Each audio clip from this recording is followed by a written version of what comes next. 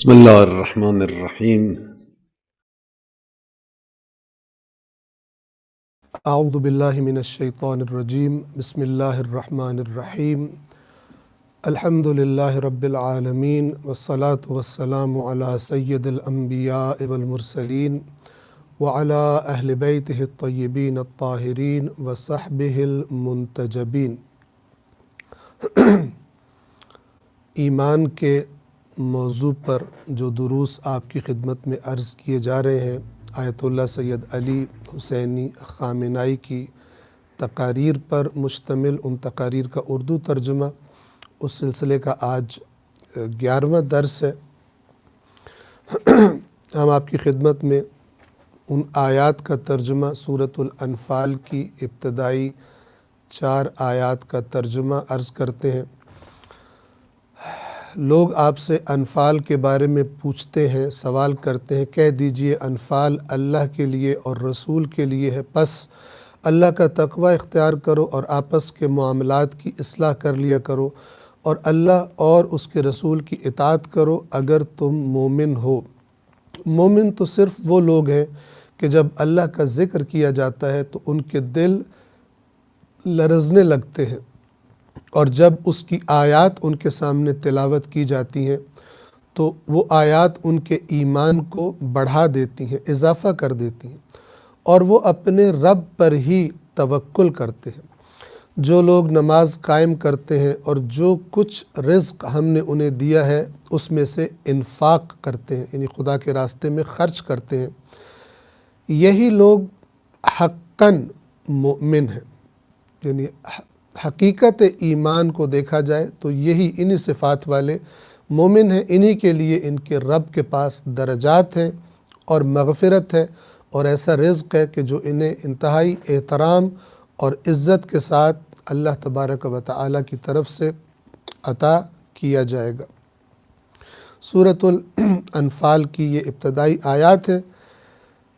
کل ہم نے جو چیزیں آپ کی خدمت میں عرض کی تھی، ان میں جس صفت پر ہماری گفتگو جاری تھی وہ صفت توکل کہلاتی ہے۔ توکل کا غلط تصور، ہاتھ پر ہاتھ دھرے بیٹھ جانا، خود کچھ نہ کرنا، زحمت اور محنت نہ کرنا، اور اس انتظار میں رہنا کہ جو کرنا ہے اللہ کرے گا، معجزات کے انتظار میں اور بغیر خود کچھ کیے۔ اس نقطے پر آپ کی توجہ رہے کہ اللہ کی غیبی مدد کا انتظار یہ برحق ہے اور مومن کو ہوتا ہے، لیکن اس میں جو خطا ہے وہ یہ کہ خود کچھ نہ کرے اور اللہ کی مدد کے انتظار میں رہے، معجزہ ہونے کے انتظار میں رہے۔ اللہ تبارک و تعالیٰ ان کی مدد کرتا ہے غیب سے کہ جو محنت کرتے ہیں، جو عمل کرتے ہیں اور جو خدا نے حکم دیا ہے اسے انجام دیتے ہیں، اس کے بعد پھر توقع رکھتے ہیں کہ اب خداوند عالم ہماری اس کوشش کو ثمر آور کرے گا اور نتیجہ آور فرمائے گا۔ عرض کیا تھا کہ توکل کا اگر صحیح تصور انسان کے ذہن میں واضح ہو جائے تو خود یہ تصور، توجہ فرمائیے گا، سمجھیے گا، توکل کا صحیح تصور یہ خود بخود انسان کے اندر حرکت کا، عمل کا، محنت کا جذبہ پیدا کر دیتا ہے۔ خود یہ تصور انسان کو گویا کہ چارج کر دیتا ہے، اس کو ایک طاقت دے دیتا ہے کہ وہ ہاتھ پر ہاتھ دھر کے نہیں بیٹھتا، میدان عمل میں نکلتا ہے اور پھر توکل کرتا ہے۔ بس ایک بات یہ ذہن میں رہے کہ توکل انسان کو حرکت میں لے آنے والی چیز کا نام ہے، نہ کہ توکل ہاتھ پر ہاتھ دھر کر بیٹھ جانے کا نام ہے کہ ہم نے کچھ نہیں کرنا، جو کرے گا وہ اللہ تبارک و تعالیٰ کرے گا۔ اس کے بعد ہم نے عرض کیا تھا کہ جب وہ لوگ کہ جن کا اللہ پر ایمان نہیں ہے اور اللہ سے رابطہ صحیح نہیں ہے، جب وہ کسی مشکل میں پھنس جاتے ہیں اور ظاہری طور پر انہیں باہر نکلنے کا، اس مشکل سے نکلنے کا کوئی راستہ دکھائی نہیں دے رہا ہوتا، تو وہ 3 راستوں میں سے ایک راستہ اختیار کرتے۔ پہلا راستہ جس دشمن سے سامنا ہے اس دشمن کے سامنے گھٹنے ٹیک دیتے ہیں اور اپنی ہار اور شکست کا اعلان کر دیتے ہیں۔ دوسرا راستہ یہ اختیار کرتے ہیں کہ ظاہری طور پر زبان سے تو شکست کا اعتراف نہیں کرتے، لیکن عام زندگی کی روٹین میں اسی سسٹم کا حصہ بن جاتے ہیں، اور وہ جو دشمن کے خلاف عمل تھا اور جہاد تھا، عملی طور پر اسے ترک کر دیتے، اسے چھوڑ دیتے، یا یہ راستہ اختیار کرتے۔ اور تیسرا راستہ یہ کہ مایوس ہو کر اپنی زندگی کا خاتمہ کر لیتے۔ ان افراد کے مقابلے میں وہ افراد کہ جن کا اللہ پر ایمان ہوتا ہے، حقیقت میں ان کے سامنے جب سارے راستے ان کو بند نظر آتے ہیں، اپنی ظاہری اسباب اور ظاہری وسائل ان کو نظر آتا ہے کہ ہمارے پاس نہیں ہے، تو بھی وہ میدان نہیں چھوڑتے۔ اور جب ان سے کوئی کہتا ہے آ کر کے میدان چھوڑ دو، شکست مان لو، تم کچھ نہیں کر سکتے، تم بند گلی میں پہنچ چکے ہو، تو وہ کہتے ہیں بند گلی نامی چیز کو ہم جانتے ہی نہیں، کیونکہ ہم اس اللہ کو پہچانتے ہیں کہ جس کے لیے بند گلی کوئی معنی نہیں رکھتی، اور وہ ہماری مدد کرے گا اور وہ ہمارے لیے راستے کھول دے گا۔ جو آخری جملے ہم نے آپ کی خدمت میں عرض کیے تھے وہ یہ تھے، اگر ان سے کہا جائے کہ یہ بند گلی ہے تو وہ جواب میں کہتے ہیں کہ جس خدا کو میں پہچانتا ہوں وہ بند گلی میں بھی راستہ نکال دیتا ہے۔ بند گلی کیا ہے؟ یعنی میں کسی بند گلی کو نہیں جانتا۔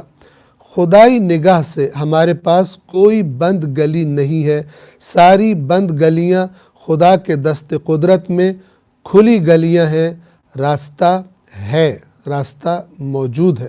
اور ہم نے آپ کو سورۃ الطلاق کی آیت نمبر 2 کا آخری حصہ اور آیت نمبر 3 اس سلسلے میں گواہ کے طور پر اور شاہد کے طور پر پڑھ کر سنائی تھی۔ آگے بڑھتے ہیں، اس سے آگے آیت اللہ سید علی خامنائی ایک رسول اللہ صلی اللہ علیہ وآلہ وسلم کے زمانے کی پیش آنے والی ایک سخت آزمائش کی مثال دیتے ہیں، اور وہ مثال ہے، وہ آزمائش ہے غزوہ احد کہ جس میں کفار کا لشکر 5000 کا تھا، اور مسلمانوں کا لشکر جو مدینے سے نکلا وہ 1000 تھے، اور ان میں سے بھی تقریباً 300 افراد اپنی منافقت کی وجہ سے چھوڑ کر واپس مدینہ چلے گئے، اور مسلمانوں کا لشکر 700 رہ گیا۔ اب آپ غور فرمائیے کہ یہ 700 کا لشکر 5000 کے لشکر کے مقابلے میں جب آتا ہے تو قرآن نے یہ گواہی دی ہے کہ اگرچہ تم 700 تھے، لیکن جب تم نے بات مانی تو اللہ کے حکم سے تم تو کافروں کو قتل کر رہے تھے، کفار بھاگ نکلے تھے، اللہ نے اپنا وعدہ سچ کر دیا تھا، یعنی تم نے بات مانی، تم نکلے، تو اللہ نے کئی گنا زیادہ لشکر کو اس کے قدم اکھاڑ دیے، کیونکہ تم میدان میں نکلے تھے، تم نے اطاعت کی تھی۔ لیکن جیسے ہی تم میں سے کچھ افراد نے اللہ کے رسول کی بات کو پس پشت ڈالا اور اس بات کی نافرمانی کی، تو اس کے بعد تم پر مصیبت آئی اور تمہیں نقصان اٹھانا پڑا۔ یہ دیکھیے، اس پر اگر آپ غور کریں تو معنی واضح ہے کہ اللہ کی مدد کس کے لیے آتی ہے؟ جو میدان میں ہوتا ہے اور خدا کی بات مان رہا ہوتا ہے، چاہے سامنے کئی گنا طاقتور دشمن ہو، سامنے اس کے بہت اونچا پہاڑ ہو اور اسے لگ رہا ہو کہ اس پر میں کیسے چڑھوں گا، لیکن اگر اللہ نے کہا چڑھ جاؤ تو پھر وہ کوشش کرتا ہے۔ اور اللہ بھی ہم سے کوشش مانگتا ہے۔ اللہ ہم سے یہ نہیں کہتا کہ حتماً تم نے نتیجہ بھی دینا ہے، تم نے کوشش کرنی ہے پوری طاقت کے ساتھ جتنی تمہارے اندر استطاعت ہے، اور میں تم سے یہی چاہتا ہوں، آگے نتیجہ نکلے یا نہ نکلے، تم جیت جاؤ یا تمہیں شہادت نصیب ہو جائے، مثال کے طور پر دونوں صورت میں تم کامیاب ہو۔ یہ تصور ایک مومن کے دل میں بڑی مضبوطی کے ساتھ اپنی جگہ رکھتا ہے، لہٰذا وہ خدا کی اطاعت میں کسی بھی بڑی سے بڑی مشکل کو اپنی خاطر میں نہیں لاتا اور کسی بھی بند گلی کو بند گلی نہیں سمجھتا۔ کتاب کی عبارت کی طرف ہم آتے ہیں۔ آیت اللہ سید علی خامنائی فرماتے ہیں، کیا جنگ احد سے بڑھ کر کوئی بند گلی ہے؟ آپ جنگ احد کی صورتحال کا تصور کیجئے۔ گنتی کا اسلامی لشکر مال غنیمت کو جمع کرتے ہوئے ناگہاں دو اطراف سے حملے میں گھر گیا۔ اس صورتحال آپ کو معلوم ہے کہ اللہ کے نبی نے تقریباً 50 افراد کو ایک پہاڑی ٹیلے پر کھڑا کیا، مقرر کیا، وہ تیر انداز تھے، اور فرمایا کہ کچھ بھی ہو جائے تم نے یہ جگہ نہیں چھوڑنی اور تم نے ہوشیار رہ کر حفاظت کرنی ہے کہ دشمن پیچھے سے حملہ نہ کرے۔ جب مسلمانوں نے حملہ کیا کفار پر، ان کے قدم اکھڑ گئے، وہ بھاگنا شروع ہو گئے اور گویا کہ جنگ جیت لی گئی۔ سب نے یہ سمجھا، اکثر نے یہ سمجھا، اور کفار نے جو مال غنیمت چھوڑا تھا اس کو جمع کرنے لگے۔ یہ صورتحال دیکھ کر وہ جو پہاڑی ٹیلے پر کھڑے تھے انہوں نے بھی آپس میں اختلاف کیا۔ کچھ نے کہا کہ نہیں، ہم نے جگہ نہیں چھوڑنی، اور کچھ نے کہا نہیں، وہ حکم جو تھا وہ تو جنگ تک کا تھا اور جنگ ختم ہو گئی، کفار بھاگ گئے۔ تو بہرحال بہت سارے لوگوں نے وہ جگہ چھوڑ دی اور دشمن کے جو منتظر تھا کہ اسے موقع ملے، پیچھے سے حملہ ہوا، سامنے والے بھی جو بھاگ رہے تھے وہ بھی آ گئے، پیچھے سے بھی حملہ ہو گیا، سامنے سے بھی حملہ ہو گیا، اور مسلمان لشکر کو بہت سارا نقصان اٹھانا پڑا۔ خود رسول اللہ بھی زخمی ہو گئے اور افواہ اڑا دی گئی کہ رسول اللہ کو شہید کر دیا گیا۔ اب یہ سچویشن، اس حالت کا آپ اندازہ کیجئے کہ دونوں طرف سے حملہ ہے اور افواہ اڑا دی گئی ہے کہ رسول اللہ شہید کر دیے گئے۔ اب کیا چیز ہے کہ جو مسلمانوں کو اب میدان میں رکھے گی؟ یہاں پر ایمان کے درجات کا فرق پتہ چلتا ہے۔ بہت سارے لوگ میدان چھوڑ کر بھاگنے لگے اور قرآن مجید کی آیات اتری کہ جو میں آپ کی خدمت میں حتماً عرض کرنا چاہوں گا۔ پہلے ہم کتاب کی عبارت کو آپ کی خدمت میں عرض کر دیں۔ کیا جنگ احد سے بڑھ کر کوئی بند گلی ہے؟ گنتی کا اسلامی لشکر مال غنیمت کو جمع کرتے ہوئے ناگہاں یعنی اچانک دونوں اطراف سے حملے میں گھر گیا، چند سپاہیوں کی غفلت کی وجہ سے۔ ایک گروہ نے اچانک سامنے سے حملہ کیا اور ایک گروہ نے پشت کی جانب سے۔ انہوں نے بھی تلواریں رکھ دی تھی تو مال غنیمت جمع کرنے لگے تھے، تلواریں رکھ چکے تھے، گھوڑوں سے اتر چکے تھے، اسلحہ زمین پر رکھ دیا تھا کہ اچانک دیکھا دو گروہ مسلح، وحشی، غیظ و غضب میں بپھرے ہوئے دونوں جانب سے ان کی طرف حملہ آور ہوئے۔ واضح ہے کہ ایک غیر مسلح اور وسائل سے عاری لشکر ایسے موقع پر کیا کرتا ہے؟ فرار، یہی راستہ رہ جاتا ہے۔ بھاگ کھڑے ہوئے۔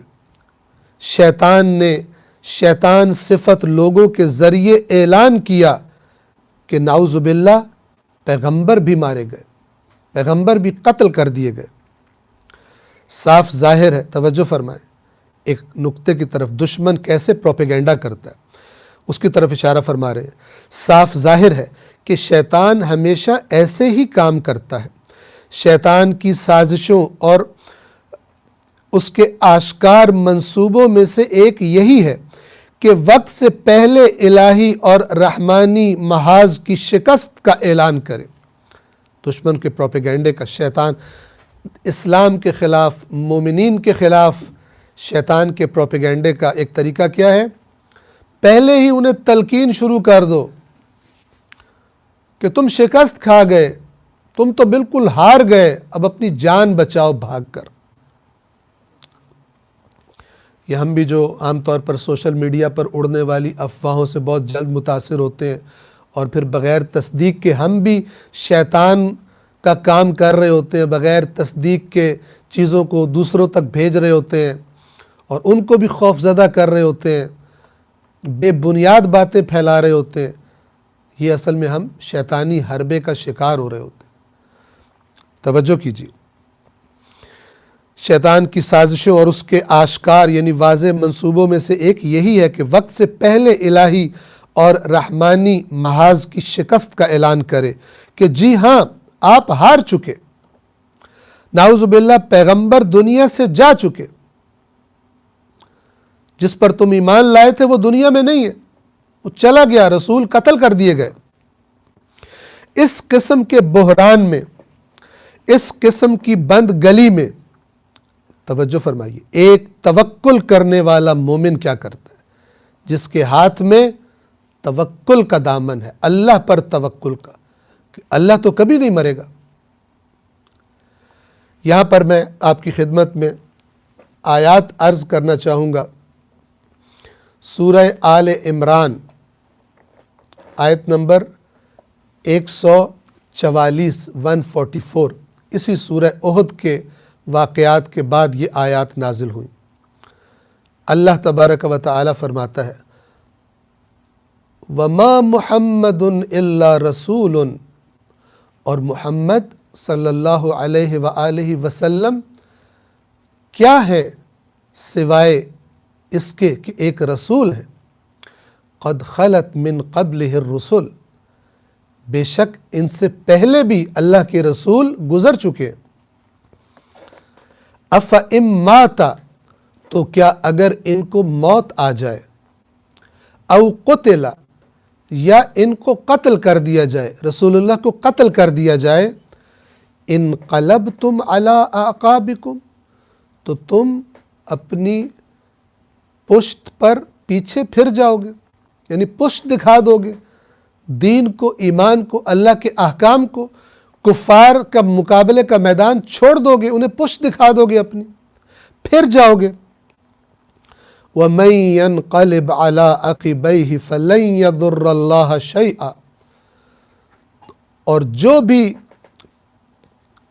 پشت دکھا گیا، جو بھی الٹا پھر گیا، تو وہ ہرگز اللہ کو کوئی بھی نقصان نہیں پہنچا سکتا۔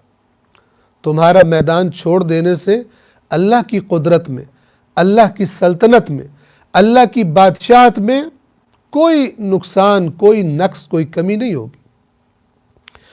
لیکن وَسَيَجْزِي اللَّهُ الشَّاكِرِينَ، اور اللہ بہت جلد جزا دے گا شکر گزاروں کو۔ دین جیسی نعمت تمہیں عطا ہوئی، جنت تمہارے انتظار میں ہے، جو میدان میں رہیں گے اگرچہ شہید کر دیے جائیں، اللہ ان کو جزا دے گا۔ انہوں نے نعمت کا شکر کیا، یعنی اس نعمت کو پشت نہیں دکھائی، اللہ کے احکام کو، خدا انہیں جنت دے گا۔ اور پھر آیت نمبر 145 میں فرمایا وَمَا كَانَ لِنَفْسٍ أَن تَمُوتَ إِلَّا بِإِذْنِ اللَّهِ، اور کسی انسان کے لیے یہ نہیں ہے کہ وہ مر جائے، کوئی نہیں مر سکتا سوائے یہ کہ اللہ کے اذن سے، جب تک خدا کا حکم نہ ہو کوئی کسی کو موت نہیں آ سکتی۔ کتابًا مؤجلا، ایک معین مدت تک جو لکھ دی گئی ہے اس کے لیے، اس سے پہلے وہ نہیں مر سکتا۔ وَمَن يُرِدْ ثَوَابَ الدُّنْيَا نُؤْتِهِ مِنْهَا وَمَن يُرِدْ ثَوَابَ الْآخِرَةِ نُؤْتِهِ مِنْهَا، جو دنیا کی ثواب کا طالب ہے، جو دنیا کی چیزوں کا طالب ہے، ہم اسے دے دیں گے اس میں سے، اور جو آخرت کے ثواب کا طالب ہے ہم اس میں سے اسے دے دیں گے۔ وَسَنَجْزِي الشَّاكِرِينَ، اور ہم بہت جلد جزا دیں گے شکر گزاروں کو۔ یہ اشارہ کیوں کیا؟ اس لیے کہ قرآن نے بتایا کہ جب تم لوگوں نے رسول اللہ کی بات نہیں مانی اور تم مال غنیمت کے لیے نیچے اتر پڑے، وہاں قرآن فرماتا ہے مِنْكُمْ مَنْ يُرِيدُ الدُّنْيَا وَمِنْكُمْ مَنْ يُرِيدُ الْآخِرَةَ، تم میں سے کچھ دنیا چاہتے تھے اور کچھ تم میں سے آخرت چاہتے تھے۔ وہ جن پر دنیا غالب آ گئی، مال غنیمت کی محبت غالب آ گئی، وہ اتر پڑے، اور جو خالصتاً آخرت والے تھے وہ ڈٹے رہے، اگرچہ شہید ہو گئے۔ توجہ کیجیے،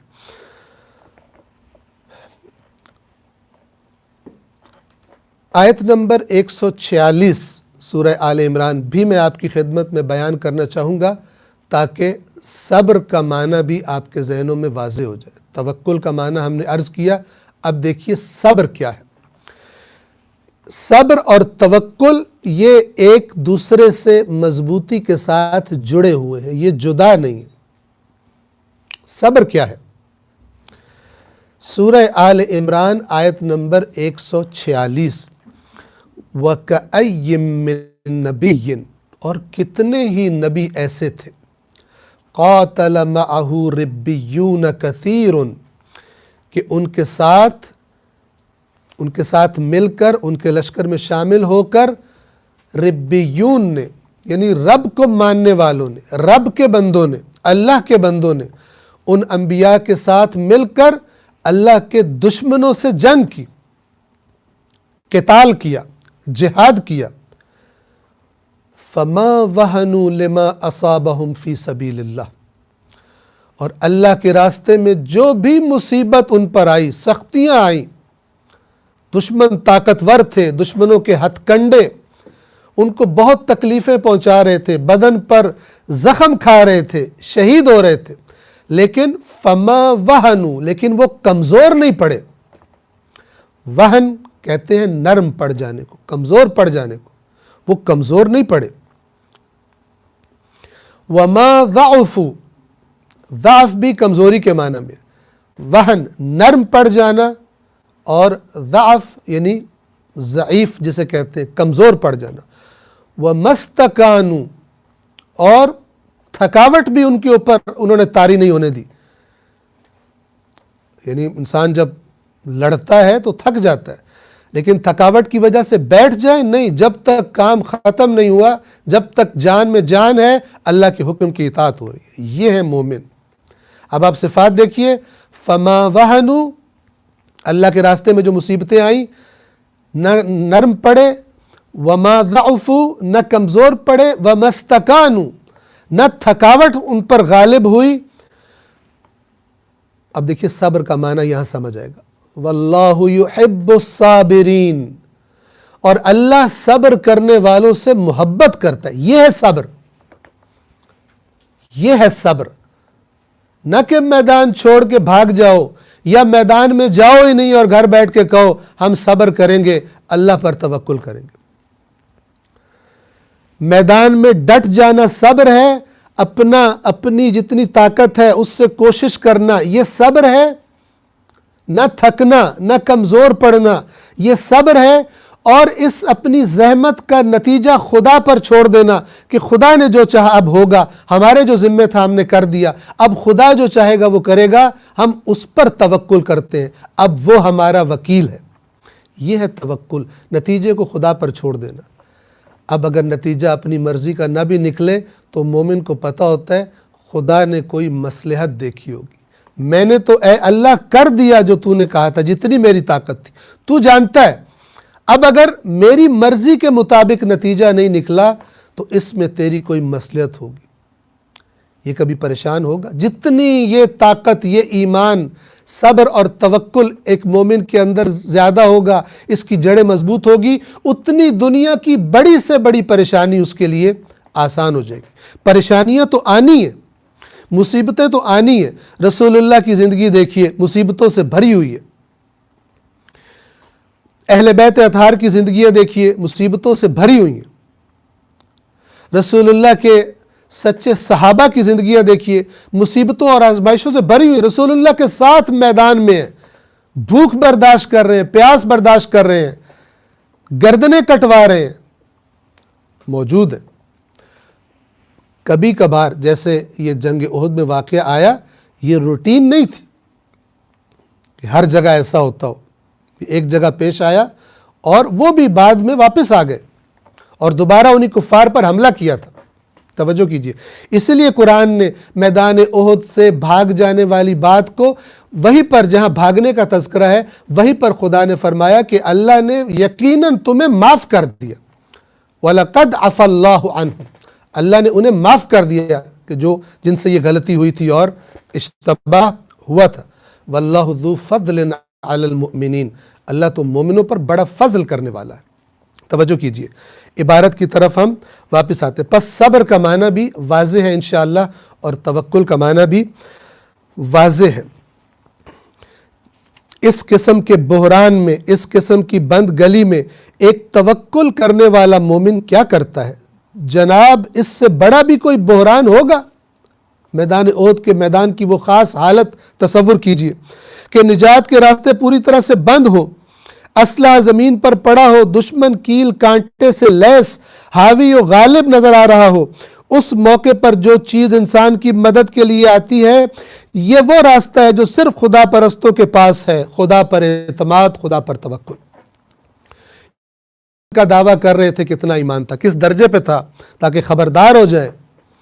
اور انہی سورہ احد کے بارے میں اترنے والی آیات میں سورہ آل عمران میں اللہ تبارک و تعالیٰ نے یہ فرمایا ہے کہ وَتِلْكَ الْأَيَّامُ نُدَاوِلُهَا بَيْنَ النَّاسِ، یہ جو فتح اور شکست ہے، مشکل اور آسانی ہے، ان دنوں کو ہم لوگوں کے درمیان گھماتے رہتے ہیں۔ آج تم فتح پا گئے، کل تمہارا دشمن فتح پا گیا۔ یہ ہم کس لیے کرتے ہیں؟ یہ آزمائشیں، دکھ اور سکھ کس لیے آتے ہیں؟ وَلِيَعْلَمَ اللَّهُ الَّذِينَ آمَنُوا، اور تاکہ اللہ جان لے ان لوگوں کو جو ایمان لائے ہیں۔ میدان میں پتہ چلتا ہے، زبانی دعوے کرنے سے پتہ نہیں چلتا کہ کون مومن ہے اور کون مومن نہیں ہے۔ اسی میدان میں صبر سے اور اسی توکل سے پتہ چلتا ہے کہ کون مومن ہے اور حقیقی مومن کون نہیں ہے، یا کون کتنے درجے پر ہے، کون کتنی دیر میدان میں رہتا ہے۔ یہ وہ راستہ ہے جو صرف خدا پرستوں کے پاس ہے، خدا پر اعتماد۔ کیسی بند گلی؟ بند گلی کیا ہوتی ہے؟ یعنی ہم کسی بند گلی کو نہیں مانتے۔ اور آیات سے آیات جڑی ہوتی ہیں۔ اسی احد کے بارے میں جو آیات اتری ہے، ایک آیت یہ ہے الذین اذا قال لهم الناس ان الناس جمعوا لكم قد جمعوا لكم، وہ حقیقی مومن کہ جن کو لوگوں نے کہا کہ یہ لوگ تمہارے لیے، اتنا بڑا لشکر تمہارے لیے اکٹھا ہو کر آیا ہے۔ اس بات نے کیا کیا؟ بجائے یہ کہ وہ ڈرتے، اس نے بات نے کیا کیا؟ زادتہم ایمانا، اس بڑی آزمائش کو، لشکر کو سامنے دیکھ کر ان کا ایمان اور بڑھ گیا۔ عجیب، کہاں خوف زدہ ہو جانا، کہاں ایمان اور بڑھ جانا۔ یہ اثرات ایمان کے قرآن بیان کر رہا ہے۔ زادتہم ایمانا وقالوا حسبنا اللہ ونعم الوکیل، اور انہوں نے ان پروپیگنڈا کرنے والوں کو یہ جواب دیا کہ ہمیں اللہ کافی ہے اور وہ بہترین وکیل ہے۔ وکیل سے ہی لفظ توکل نکلا ہے کہ ہم خدا کو، ہم اپنی محنت کریں گے، ہم میدان میں جائیں گے اور پھر نتیجے خدا کو دے دیں گے۔ وہ نعم الوکیل، حسبنا اللہ ونعم الوکیل، اللہ تبارک و تعالی ہمارے لیے کافی ہے ساری دنیا کے مقابلے میں، اور وہ بہترین وکیل ہے جس کے سپرد ہم نے اپنے امور کر دی ہیں۔ کیسی بند گلی؟ بند گلی کیا ہوتی ہے؟ خواہ پیغمبر دنیا سے چلے گئے ہوں، وہی جو آیات قرآن میں بیان ہوئی، انہی آیات کے الفاظ مفہوم کو آیت اللہ سید علی خامنہئی یہاں بیان فرما رہے ہیں۔ خواہ پیغمبر دنیا سے چلے گئے، ہم میدان نہیں چھوڑیں گے، ہم میدان میں رہیں گے، چونکہ اس پیغمبر کا خدا موجود ہے، اس پیغمبر کا دین موجود ہے۔ ہم اس دین کے دفاع میں دین کے دشمنوں سے لڑتے رہیں گے۔ میدان احد میں بھی یوں ہی تھا، اور آج بھی یوں ہی ہے، اور قیامت تک یوں ہی ہے۔ وہ اس شخص کے لیے یہ تصور واضح ہے کہ جس نے اپنا دین اور ایمان قرآن کریم سے لیا ہے، قصوں اور کہانیوں سے اور شعر و شاعری سے نہیں لیا۔ خواہ پیغمبر دنیا سے چلے گئے ہوں، پیغمبر کا خدا تو ختم نہیں ہوا، اس کو تو موت نہیں آئی، ذمہ داری تو ختم نہیں ہوئی۔ توکل رکھنے والا انسان یہاں کس طرح عمل کرتا ہے، غور کیجئے۔ امیر المؤمنین علی ابن ابی طالب علیہ السلام کی طرح ابو دجانہ، یہ بھی ایک بڑے بہادر اور شجاع سپاہی تھے کہ جو ڈٹ کر اس میدان میں اس برے حالات میں بھی دفاع کر رہے تھے اور لڑ رہے تھے، اور انہی کی طرح چند اور سپاہی بہت کم رہ گئے تھے جو ڈٹے رہے، اکثریت اس پریشانی کا شکار ہوئی تھی۔ یہ توکل رکھنے والے لوگ تھے، یعنی جو بہترین درجات توکل پر فائز تھے۔ توکل نہ کرنے والے کون تھے؟ یہ وہ لوگ تھے کہ جو میدان سے فرار ہو گئے، خوف کی زد میں آ گئے، بھاگ گئے میدان سے۔ ہر میدان میں یوں ہی ہوتا ہے، بھاگنے والا وہ اس کا تعلق رابطہ اللہ سے مضبوط نہیں ہے، وہ بھاگ کر بتا دیتا ہے، اور جو میدان میں ڈٹا رہتا ہے یہ قرآن کا اصول ہے، میدان میں ڈٹا رہتا ہے، اسے پتہ ہوتا ہے کہ میرا خدا تو موجود ہے، وہ تو دیکھ رہا ہے، اس کا پیغام زندہ ہے جس کی اطاعت کے لیے میں لڑ رہا ہوں اور میں میدان میں موجود ہوں۔ اب دیکھنا یہ ہے کہ توکل کیا ہوتا ہے، مزید اس کی وضاحت فرما رہے ہیں۔ جس شخص کی نگاہ میں توکل کے معنی ہاتھ پر ہاتھ دھرے رکھنا، ایک نامعلوم مستقبل کی امید میں بغیر کسی جد و جہد کے بیٹھنا، یعنی جو اس قسم کی چیز کو توکل سمجھتے ہیں، پتہ نہیں کیا ہوگا، ہم تو بیٹھے ہیں، جو اللہ چاہے گا ہو جائے گا، اپنی صلاحیتوں پر سے اپنے ایمان کو ختم کر لینا۔ جس اللہ نے طاقت دی تھی، عقل دی تھی، اور اس نے کہا تھا کہ اگر تم خدا کی مدد کرو گے تو وہ تمہاری مدد کرے گا، اس بات کو بھول جانا۔ غلط دین کے نام پر بتائی ہوئی غلط چیز کو ذہن میں ڈال کر بیٹھ جانا۔ خدا نے جو طاقتیں دی ہیں اب انسان کو ان پر سے ایمان ختم کر دینا، یا جو شخص توکل کے معنی انسان کی طاقت اور ارادے پر خط بطلان کھینچنے کے بتاتا ہے۔ اب ان لوگوں کی بات ہو رہی ہے، توجہ کیجئے، جو غلط دین کے نام پر غلط افکار، غلط اعتقادات، غلط تصورات عوام میں ڈال دیتے، شیطان کا کام کرتے، دیدہ دانستہ ہو، پیسے کمانے کے لیے ہو یا جہالت کی وجہ سے ہو، بتا رہے دین ہوتے ہیں، دعویٰ یہ ہوتا ہے کہ دین بتا رہے ہیں، لیکن دین کے نام پر وہ بات بتا رہے ہوتے ہیں کہ جو حقیقت دین سے دور ہے، جو اصل اسلام کی تعلیمات سے کے برعکس ہے۔ اب ان لوگوں کا تذکرہ فرما رہے ہیں جو یہ بتاتا ہے، جو شخص توکل کے معنی انسان کی طاقت اور ارادے پر خط بطلان جیسے کراس لگا دیا جاتا ہے کہ یہ غلط ہے، باطل ہونے کا کراس لگا دیتا ہے کہ یہ انسان کی طاقت کچھ نہیں کر سکتی، لہذا تم کچھ نہ کرو، تم نہیں مقابلہ کر سکتے، ہماری حیثیت نہیں ہے، اللہ کرے گا، یہ بتاتا، نام اللہ کا ہی لے رہا ہوتا ہے، لیکن خدا کے نام پر خدا کے بندوں کو اصل دین سے دور کر رہا ہوتا ہے۔ ایسا شخص یا تو توکل کو سمجھتا ہی نہیں ہے، اس کو پتہ ہی نہیں کہ توکل کیا ہے، خوب یہ ذرا اس کا جرم ذرا کم ہے، اس کو سمجھ ہی نہیں ہے، مجرم ہے کہ اگر تو نے دین بتانا تھا پہلے دین کو قرآن سے سیکھتا، وہاں سیکھتا۔ اللہ نے جن آیات میں توکل کا کہا ہے کہ رسول اللہ سے فرمایا جا رہا ہے کہ فَإِذَا عَزَمْتَ فَتَوَكَّلْ عَلَى اللَّهِ، جب آپ عزم کر لیں، ارادہ کر لیں کسی کام کو کرنے کا تو پھر اللہ پر توکل کریں۔ کیا مطلب؟ گھر بیٹھ جائیں۔ ارادے کا تو مطلب ہی یہ ہوتا ہے کہ اب آپ نے مشورہ کیا جنگ پہ جانے کے لیے، جنگ مدینہ کے اندر رہ کر لڑی جائے یا مدینہ کے باہر جا کے لڑی جائے، اب مشورے کے نتیجے میں طے ہو گیا کہ اب آپ نے باہر جا کے جنگ لڑنی ہے، اب جب ارادہ ہو گیا فَتَوَكَّلْ عَلَى اللَّهِ، کیا مطلب؟ باہر نہیں جانا، اب باہر نکلو، دشمن جتنا بھی طاقتور ہے اللہ پر توکل کرو۔ یہ ہے توکل کا معنی۔ یہ سمجھا نہیں اس نے، یا تو توکل کو سمجھتا نہیں جو ایسی باتیں کر رہا ہے اور کہہ رہے ہم کچھ نہیں کر سکتے، اسلام کو سمجھتا نہیں ہے، توکل کو درک نہیں کرتا، یا تو یہ مسئلہ اس کا، یا اس سے بھی زیادہ خطرناک بات ہے، اور وہ کیا ہے؟ یا نہیں سمجھتا تو ہے، جانتا ہے کہ توکل کیا چیز ہے، جانتا ہے میدان میں اس وقت جانے کا ٹائم ہے، لیکن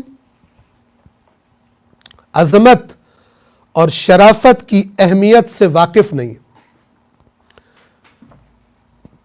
بزدلی کی وجہ سے پستی کی طرف مائل ہے، بزدلی اور سستی اور کام چوری اور آزمائشوں کے لیے تیار نہ کرنا اپنے آپ کو، اب اس نے اسے پستی کی طرف مائل کر دیا، عظمت کے راستے کی طرف جانا نہیں چاہتا، خود بھی اور پھر عوام کو بھی گمراہ کرتا ہے تاکہ عوام یہ نہ کہے کہ تو کیوں نہیں جا رہا میدان میں، تو انہیں کہتا ہے دین نے یہ کہا ہے کہ میدان میں نہیں جانا، دین کے نام پر اللہ کے بندوں کو خراب کرتا ہے اور گمراہ کرتا ہے، بے عمل بناتا ہے۔ یا سمجھتا تو ہے لیکن عظمت و شرافت یعنی شرف، عزت، اللہ کے بارگاہ میں اونچا مقام، اس شرافت کی، اس شرف کی اہمیت سے واقف نہیں ہے، ڈر کی وجہ سے اس شرافت کو اپنے ہاتھ سے، اس عظمت کو اپنے ہاتھ سے کھو دیتا ہے۔ غلط معنی کرنا چاہتا ہے جان بوجھ کر، چونکہ نہیں جانا۔ دیکھیے جوانان جنت کا سردار امام حسین علیہ السلام وہ پکار رہے ہیں کہ میرے ساتھ آؤ، امر بالمعروف کے لیے، نہی عن المنکر کے لیے۔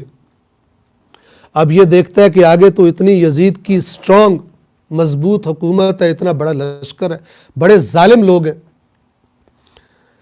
اب دو راستے ہیں، یا تو کہے کہ میں ڈر گیا، صاف صاف بتا دے، یہ بڑا مشکل ہوتا ہے۔ اور دوسرا راستہ یہ ہوتا ہے کہ دین کے نام پر کوئی غلط نظریہ لوگوں کو بتا دو، عوام کو بتا دو، تاکہ تمہارا کام بھی، اس کی بھی تعویل ہو جائے، جسٹیفیکیشن ہو جائے کہ بھائی یہ بھی تو عالم ہے۔ ایک بڑا مسئلہ جو پیش آیا تھا امیر المؤمنین علی ابن ابی طالب کو بھی، کہ لوگ دیکھتے تھے کہ ادھر بھی رسول اللہ کا اتنا بڑا صحابی اور ادھر بھی صحابی، ہم کدھر جائیں؟ کون حق پر ہے، کون باطل پر ہے؟ اگرچہ رسول اللہ کے ناقابل تردید فرامین موجود تھے، حضرت علی علیہ السلام کی تمام جنگوں کے بارے میں جو آئندہ ہونے والی تھی کہ ان تمام جنگوں میں علی حق پر ہوں گے، لیکن اس کے باوجود انسان تعویل کرتا ہے۔ آج بھی امت مسلمہ کی جو بے عملی ہے اور جو اخلاقی پستی ہے، اور جو اپنے اس امت کے مسائل کو اپنے مسائل نہیں سمجھتے، بلکہ اپنی نوکری اور تنخواہ اور اپنی دنیا کمانے کوئی، اور صرف اپنے بچوں کے اچھے مستقبل کو صرف اسی دائرے کے اندر ہر چیز کو محدود کر دیتے ہیں، یہ تصور کہاں سے آیا ہے؟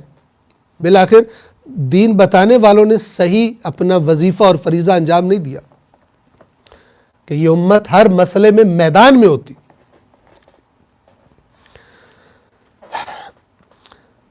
غلط معنی کرنا چاہتا ہے، جان بوجھ کر توکل کا صحیح معنی نہیں بتانا چاہتا، غلط معنی کرنا چاہتا ہے تاکہ لوگ بے توکل ہو جائیں، توکل کے نام پر بے توکل بناتا ہے۔ توکل تو محنت اپنی کرنے کے بعد خدا پر ہوتا ہے، نہ کہ کچھ نہ کرنے کا نام توکل۔ لوگ بے توکل ہو جائیں تاکہ لوگوں کی غلط تربیت ہو، بے عمل ہو جائیں۔ توکل کا مطلب یہ ہے وَعَلَىٰ رَبِّهِمْ يَتَوَكَّلُونَ، اور اپنے پروردگار پر ہی توکل کرتے ہیں۔ تو یہاں پر آیت اللہ سید علی خامنائی فرما رہے ہیں، میری رائے کے مطابق زندگی کی دوڑ میں پرواز کرنے کے لیے انسان کے دو مضبوط پروں میں سے ایک صبر ہے اور دوسرا توکل ہے۔ صبر یعنی میدان نہیں چھوڑنا، تھکنا نہیں ہے، ہارنا نہیں ہے۔ میں تو خدا کے حکم پر عمل کر رہا ہوں، میں تو اللہ کی طرف سے میری گردن پر جو ذمہ داری ہے اسے ادا کر رہا ہوں، میں کیوں ڈروں؟ میں اکیلا بھی ہوں تو میں کیوں ڈروں؟ یہ صبر۔ اور اب اگر کوئی کہے کہ کیا نتیجہ نکلے گا، جیسے آج لوگ کہتے ہیں کربلا میں کیا نتیجہ نکلا، سب مارے گئے۔ کربلا والوں کو تو توکل کا مطلب بڑی اچھی طرح پتہ ہونا چاہیے۔ کیا نتیجہ نکلا؟ دنیا پرست آنکھ جو دنیا سے آگے نہیں دیکھ سکتی، جو اسی دنیا کو سب کچھ سمجھتی ہے، وہ اپنی جگہ پہ سچ کہہ رہی ہے، وہ سچ دکھا رہی ہے کہ کوئی نتیجہ نہیں نکلا، نقصان ہو گیا۔ لیکن قرآن کی نگاہ سے دیکھیں، ان اللہ اشترى من المؤمنین انفسهم واموالهم بان لهم الجنہ، یقیناً اللہ نے مومنوں سے ان کی جانیں اور ان کے مال خرید لیے ہیں اور بدلے میں ان کو جنت دے دی ہے۔ یقاتلون فی سبیل اللہ فیقتلون ویقتلون، اللہ کے راستے میں قتال کرتے ہیں، قتل کرتے بھی ہیں جب میدان جنگ میں جائیں، اور قتل ہو بھی جاتے ہیں۔ اب اس کو کیا پرواہ جو اس آیت پر ایمان رکھتا ہے کہ جب میدان میں جانے کا وقت آ گیا اسے پرواہ ہو کہ میں تو جا رہا ہوں، مجھے قتل کر دیں گے۔ فیقتلون ویقتلون، قتل کرتے بھی ہیں اور قتل ہو بھی جاتے ہیں۔ میری رائے کے مطابق زندگی کی دوڑ میں پرواز کرنے کے لیے انسان کے دو مضبوط پروں میں سے ایک صبر ہے اور دوسرا توکل ہے۔ صبر اسے میدان میں جما دیتا ہے، صبر کی صفت، اور توکل اسے بے نیاز کر دیتا ہے کہ نتیجہ کیا نکلتا ہے۔ میں نے بس اپنی ڈیوٹی کرنی ہے، نتیجہ میرے مالک کی مرضی۔ وہ ایک بڑا خوبصورت پنجابی زبان کا شعر ہے، اس مطلب کو بڑا اچھا بیان کیا ہے۔ کہا ہے کہ مالی دا کم پانی لانا، باٹیاں بھر بھر لاوے۔ باٹی یعنی بالٹی۔ مالی کا کام یہ ہے کہ وہ جو پودا اس کے ذمے ہے، وہ جو باغ اس کے ذمے ہے، اس کو پانی دے، اس کا خیال رکھے۔ اس کی ذمہ داری یہ نہیں ہے کہ پودے پر پھل اگے گا یا نہیں اگے گا۔ مالک دا کم، مالک یعنی اللہ، مالک دا کم پھل پھل لانا، لاوے یا نہ لاوے۔ مالک سے یہ پوچھا جائے گا جو تیری ذمہ داری تھی تو نے کی یا نہیں کی۔ جو اس کی طاقت میں نہیں تھا اللہ اس سے سوال نہیں کرے گا۔ لا یکلف اللہ نفسا الا وسعہا۔ اللہ جو کسی کی طاقت ہے اس سے بڑھ کر کسی کو ذمہ داری نہیں دیتا۔ اس نے کہا تم نے یہ کرنا ہے تو بس تم نے کرنا ہے، نتیجہ نکلا تمہاری مرضی کا یا تمہاری مرضی کا نتیجہ نہیں نکلا، اللہ تبارک و تعالیٰ کے پاس تمہارا عمل محفوظ ہے۔ لیکن عمل محفوظ ہے، کام چوری اس کے بارے میں سوال کیا جائے گا۔ توجہ کیجیے، میری رائے کے مطابق زندگی کی دوڑ میں پرواز کرنے کے لیے انسان کے دو مضبوط پروں میں سے ایک صبر ہے اور دوسرا توکل۔ جس امت کے پاس یہ دو پر ہوں وہ زمینی دشمنوں کے حملوں کی زد سے پوری طرح نکل جائے گی۔ صبر کا پر اور توکل کا پر یہ اسے اڑا کر لے جائیں گے ان مشکلات میں سے۔ وَعَلَىٰ رَبِّهِمْ يَتَوَكَّلُونَ، یہ معنی ہے، اور اپنے پروردگار پر ہی توکل کرتے ہیں۔ یہ تین علامتیں مومن کی ہیں۔ آپ نے توجہ فرمائی، یہ سورہ انفال کی ابتدائی آیات میں جو مومنین کی نشانیاں بیان ہوئیں، اللہ کا جب ذکر کیا جائے تو ان کے دل متاثر ہوتے ہیں، ان کو احساس ہوتا ہے کہ ان کے دلوں پر اللہ کی عظمت کا رعب طاری ہو رہا ہے۔ اور جب ان کے سامنے آیات کی تلاوت کی جائے تو وہ آیات ان کے ایمان کو بڑھا دیتی۔ اور تیسری، ہر میدان میں اپنے اللہ پر، اپنے رب پر توکل کرتے، پرواہ نہیں کرتے کہ نتیجہ کیا نکلے گا۔ اس سے اگلی آیت، اگلی صفات انہی مومنین کی وہ کیا ہے؟ توجہ کیجئے، فرما رہے ہیں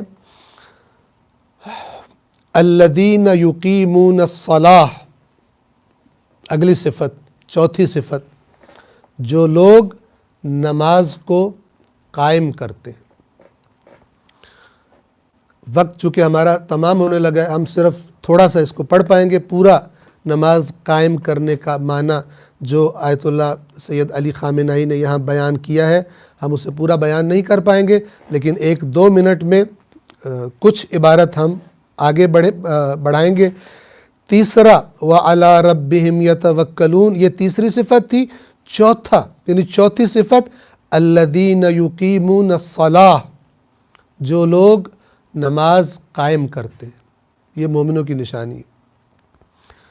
وہ لوگ جو نماز قائم کرتے ہیں، حضرات توجہ کیجئے، فرما رہے ہیں توجہ کیجئے، الَّذِينَ يُصَلُّونَ، یصلون صلاۃ سے ہے یعنی نماز پڑھنا، الَّذِينَ يُصَلُّونَ اور الَّذِينَ يُقِيمُونَ الصَّلَاةَ کے درمیان ایک فرق ہے۔